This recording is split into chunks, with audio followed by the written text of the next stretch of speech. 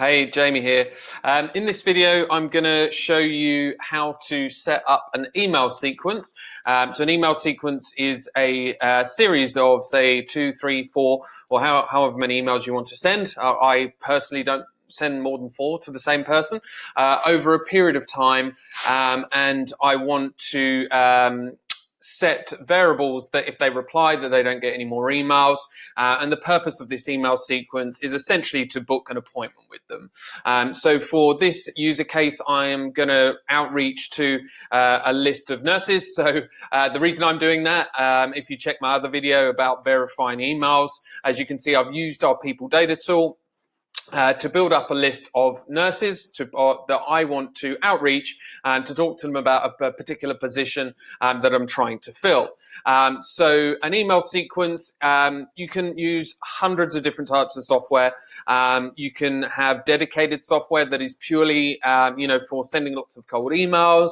You can send normally email sequences within your CRM or ATS or whatever you're using. But what I'm going to show you today is a tool that you don't need to, that there isn't much effort in going to set it up. And it is a Chrome extension. It sits in your Gmail or your G Suite.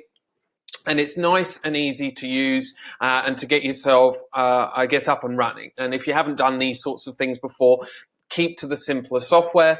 You can always change at a later date, but this software is good. It's very popular. It's called Mixmax. You can see it on the screen. You can set email sequences. It comes with a calendar link. So there's lots of things you can do with it. So I would recommend jumping in, having to play around with it. But today I'm just going to show you the very basics of setting up an email sequence. So what we've got here, I'll just bring it over into the screen. This is the list that I downloaded from the People Data tool. So from Recruitly's People Data tool, I've verified these list of emails to say that they are deliverable, so that we don't get any issues with bounced emails or emails that are out of date. So now we've got this fairly big CSV with all the data that you've got from the People Data tool. Now, I'm quite brutal when I chop these lists. For email outreach, obviously personalization is great. But if you're not going to use it, there's no point, uploading this data to your email outreach software. For sure, put it in your CRM, but I'm just going to cut it right back just to the bare essentials that I need. Now, I'm going to keep the LinkedIn profile URLs there. So I can sort of refer back to them another time if I need to. I'm going to get rid of all of the phone numbers, and I'm going to label this email so that when we upload it to Mixmax, it knows exactly what column to look for the emails. Now I'm going to get rid of this. All right, so we've got current employer, so we can leave that. We've got job title, location, years of experience, we don't really need that. About, we don't need that for this. Spelling mistake there, first name and last name. So as I said, to keep anything in here that you want to personalize your message with. So you can use merge tags. So you could say, hey, Pete, I'm looking for somebody in Oakland, California, United States. You can break that up. Obviously, it wouldn't sort of sound very personalized if you went Oakland, California, Oakland, California, United States. But you could split that up and put, just the city. So, hey, Pete, looking for a nurse in Oakland. How is your job going at XYZ? There's lots of different things you can do with personalization, and so I'd leave that up to your imagination or whatever you sort of feels best. If you are going to use merge tags, make sure that the column actually has the information that you're merging or what's using in the tags. Otherwise, use fallbacks. So fallbacks are they're normally like a bracket that will say first name and then a dash or something, and then your name afterwards. But as I said, make sure that all your cells are filled with all the data if you're going to use merge tags. Otherwise, they can look a bit spammy, if you start sort of sending with errors in or incorrect information. I'd recommend just making sure that the spreadsheets are complete. So, all right. So what we've got is first name, last name, location, job title, current employer, email. And I'll leave those social URLs in here. So now, excuse me, I'm just going to save that. So nurses deliverable. So we'll get rid of that. Now, I've already signed up to Mixmax. I've set up my calendar, and I've created an email series that I want to send to these lists, to this list of people. So I'll put this into the blog. Look, it's a pretty standard email series. Feel free to use it if you like. You should be an expert in your area that you're recruiting in. So this may or may not work for your industry, but I've just created this for the purpose of the demo. I'll also include some, or purpose of this video, I've also included some links from some other cool templates that I've seen around on Lemlist and others that, you might get inspiration from. Look, if you've got one that works, then, continue using it, but I'd always look at your open rates and response rates and subject lines and all of these types of things as, don't be stale. I'd always work on improving, having a look, what worked last time, did it work as well as this time? Keep a running track of it in a Google Sheet if you need to, or I'd advise to do that. So then you can sort of look back and go, right, well, this subject line got X open rates, or X opens, and a subject line is one of the most important, because if it's not a subject line that somebody wants to open, then nobody's going to read your message. Okay, and then obviously you want a good email series or a good message that is targeted to get the outcome you want. So as you can see here, my target is just to get on the phone. So this person might find it easier just to book it in my calendar. So I'll always give the option of my calendar link. So I've used Mixmax's calendar link in here that will take you a few minutes to set up. And then I'll always put that in here so they can, book it in at any time. But obviously the goal is for them to reply or engage with me, or obviously book, a time for me to discuss the opportunity that I think that they are going to be suitable for. All right, so let's crack on. So now we go into Mixmax's, I guess, panel or dashboard. You will download the Chrome extension when you sign up. They've got various different pricing tiers. I've started a free trial on this one here because I want email sequences. So monthly price is about $29. So very reasonable for all the different sort of things it does, like calendars, analytics. You can BCC as well to, send it into your CRM. But yeah, have a look through that in your own time. Look, I like them, as I said, nice and easy, affordable, and it's just a monthly cost. If you don't like them at the end of the month of the trial, try a different one. There's lots out there. But for this case, let's start with this one. So I've called it, well, let's start with a new sequence. Let's call it Nurse Outreach. Now I need to put a contact list, so you can import from Salesforce, which is pretty cool if you use Salesforce, but otherwise let's find that sheet that I just saved, nurses deliverable. All right, cool. So please select the fields you want to import.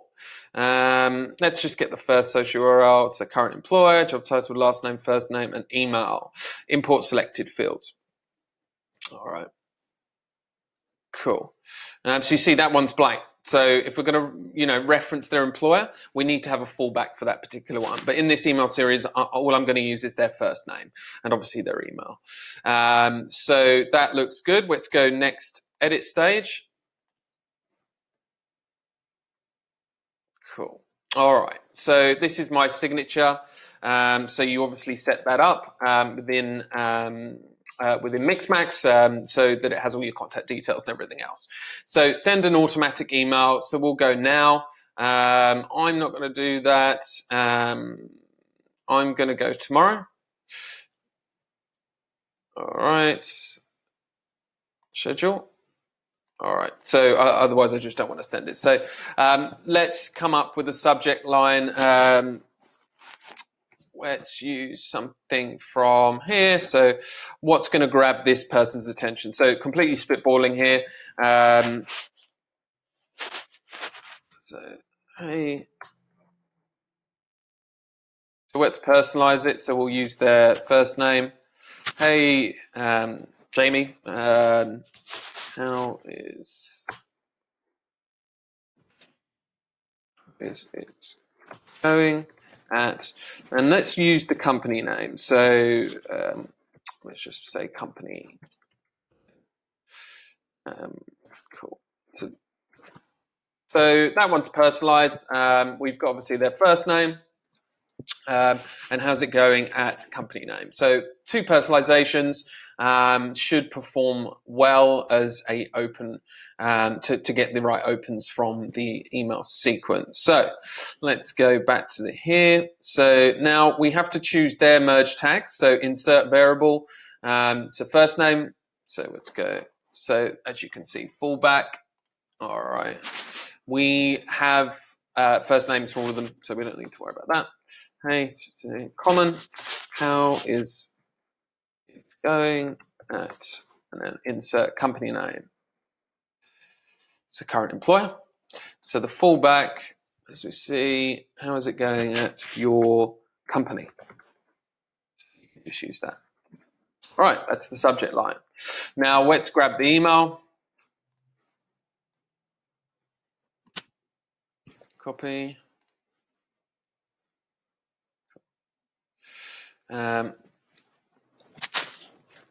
Put dots at the end of this. All right, so now we need to check that's the right variable. So we delete that and we'll go first name. As I said, all of them had a first name in the sheet, so we don't need to worry about that.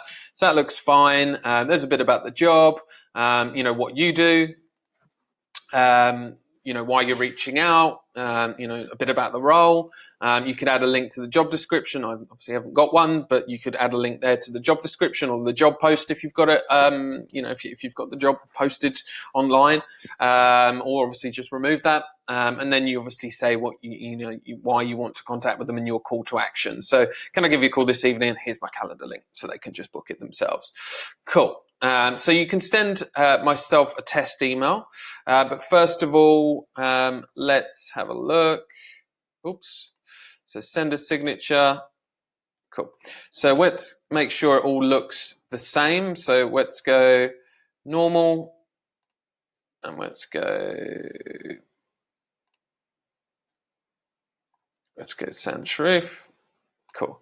So I always make sure that the emails are formatted. If they look strange or off, if the format is off, people might think it's a spam or a phishing email or something.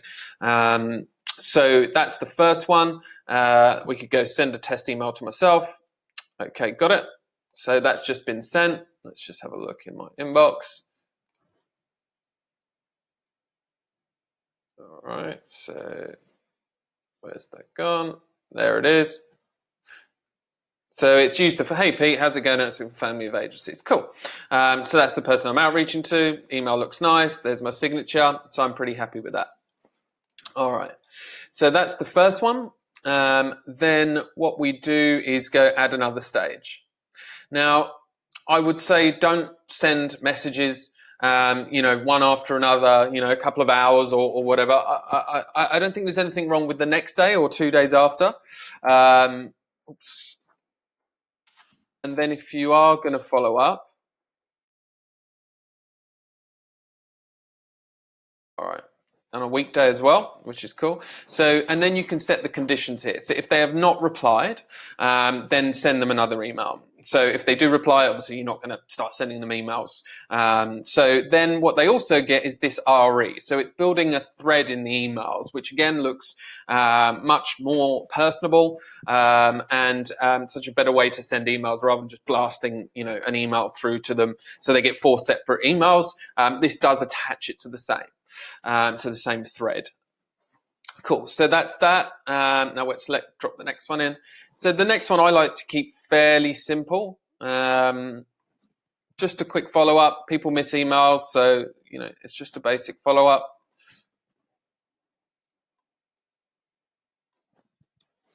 And then insert variable, first name. Cool. That's all fine. Again, format it. Standard, sans serif, whatever you want to use, normal. best, whatever you like to put on the end of your signatures. So that's that one. Weekday, not replied. Send an automatic email between 8 and 8 p.m. So you can change that to your time zone. I'm on PDT time. That's why it's set like that. Cool. So, and then send another test email to yourself if you like. Always recommend you do that as just to make sure the emails look good, and it's worth doing it, for the sake of a few seconds. Now, let's go to add another stage. Cool. So this one, again, not replied. I'm going to leave this one for 3 weekdays so that you don't sort of annoy the person. And then this is the one I'm going to use. Again, referencing my calendar. Cool. Format it. Oh, make sure that's right.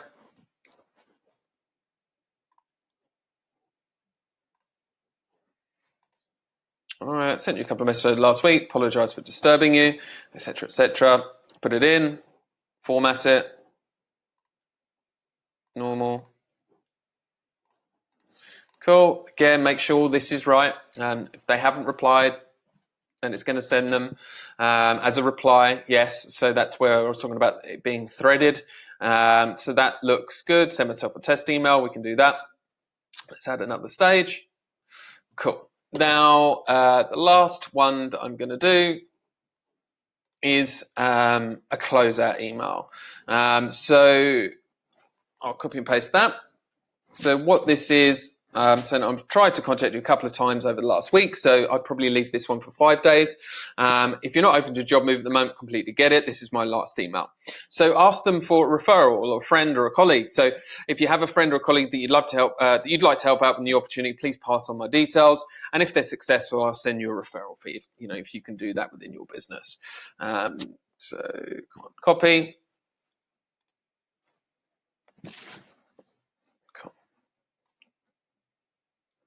Again, check the variable.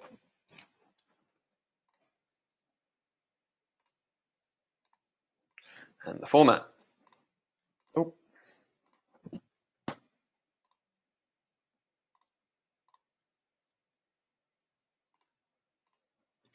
Cool.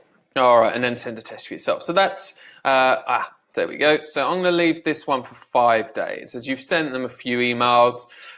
So we've gone day 1, next day, 3 days, and then 5 days. That normally seems to work for me. If you do want to make sure that people aren't sort of unsubscribing and, just monitor your emails. If you're sending too often too soon, of course, you're going to annoy people.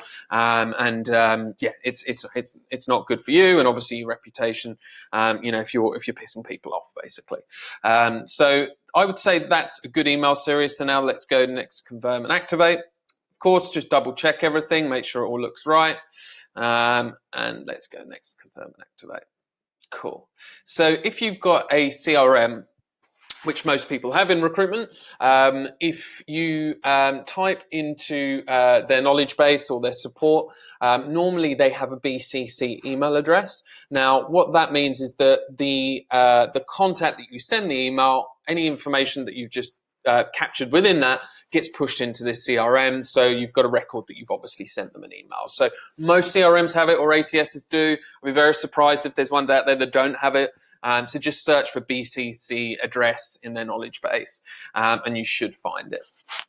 Cool. So these are some other features that we can use. So have already received this sequence. So if you've already sent this out to somebody and they're back in that list, you can make sure they don't get it again, basically. And there's some other points that you can have a look. So remove a recipient from this sequence when. So this is like your goal. I receive any email from the recipient, whether or not it's a reply. So if you get an out of office, that will pull them out of the campaign if you have that highlighted. I would say completely up to you with what you do with that. I'm going to leave that blank. But my goal is obviously a meeting is booked with them. So that's 2 ways they're going to come out of the campaign. If they reply, and it's an actual reply, not an out of office. And number 2, they book a meeting with me. And that, for me, is a success. Now, this is important. Include unsubscribe link. All right, so you always want that ticked. Oops, I'm going to have to do that. And that gives the opportunity for that particular person to make sure that if they don't want to receive emails from you, that they do have an option to unsubscribe. Now, if you give them an option, that's fine to unsubscribe. If you don't, number one, obviously mail servers don't like that. That's one of the things Google looks for, is they believe it's spammy or not within the email policies if you're sending emails without the ability, or cold emails anyway, without the ability to unsubscribe. And then if they don't see it, they might actually report it as spam. So that would be the worst case. So give them the opportunity. Sometimes in my signature, I put this: if this email is not suitable for you, just respond here and I'll take you off our list. And then it's better that they respond to you and say, hey, look, just stop emailing me, or I'm not interested. And then obviously they've got the unsubscribe as the second tier, and the third tier, which you really want to avoid, is that they go, mark it as spam. But if your emails are genuine, they're personal, and you've got a genuine reason for outreaching to them, and you're not littering them with too many emails, then you shouldn't get, spam reports. So that's important. I need to go and edit that before I can do it, but I'll go back and change that. So I could put my BCC in here. Show desktop notifications. Sure, why not? That will give me a running tally of people that are responding or replied or clicked. And it will obviously push a notification to me. So up here we do have that on that subject. So we have track opens or track clicks. I think it's important to track clicks. That will show you that they've either clicked on your website if it's in if it's in your signature, or they've actually clicked on that link but they haven't converted. You will see that people are engaging in that email, and then you might want to follow up with them and say, hey, I noticed that you checked us out, or checked my website out, or you went to book a calendar link. Went to book an appointment on my calendar, but you didn't. Is there anything I can help with? Was there not the right a time slot for you? You can reach out to them, because you've seen that they've engaged with them. So let's activate this.